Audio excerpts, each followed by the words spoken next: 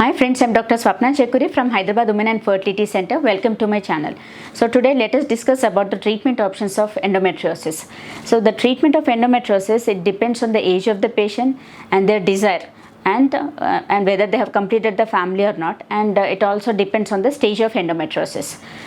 So we divide into three groups, like young adolescent age group, reproductive age group, and then whoever has completed the family. So coming to the first group, it's a young adolescent age group. Mainly they complain of severe pain and scanty flow during periods with brown discharge. So in those individuals, we usually give NSAIDs, that is non-steroidal anti-inflammatory medication. Along with that, if it doesn't subside, then probably we may have to give contraceptive pills to suppress the ovulation. And in a few individuals, we give Dinogest tablet for at least 3 to 6 months to reduce the symptoms of pain. And in spite of that, if there is no relief, then probably very rarely we may have to give GnRH agonist injections as well. It's a hormonal injections. So these are the options in young adolescent girls. And suppose the ovarian cyst, like endometriotic cyst, if it is small, nothing to do, just observe. Every 3 to 6 months they need to get a scan done to see is it the same size or is it increasing. Suppose if the cyst size is increasing and if it is symptomatic, if the girl is complaining of severe unbearable pain, if she is having too much of nausea, vomitings, dizziness, fainting attacks, then that's when we advise for ovarian cystectomy surgery, which can be done through laparoscopy.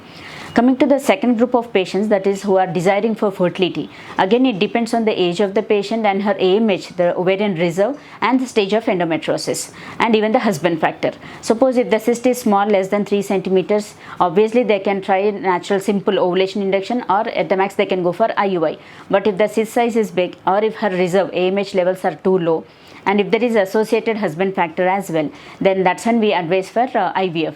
So even when they are planning for IVF, we need to decide, we need to take a decision whether the ovarian cyst has to be operated first followed by IVF, or IVF first followed by surgery. So that again depends on lot of factors.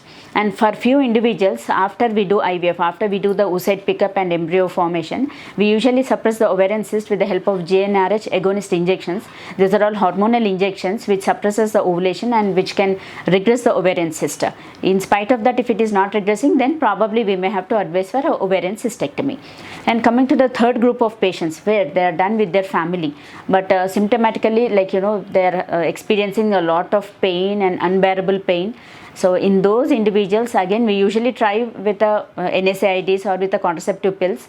If no relief, then we usually advise for Mirena as well. Mirena is nothing but a copper tea only. It's like a IUCD, but it's with a progesterone hormone impregnated. So daily some amount of progesterone will be releasing, and it can keep endometriosis under control.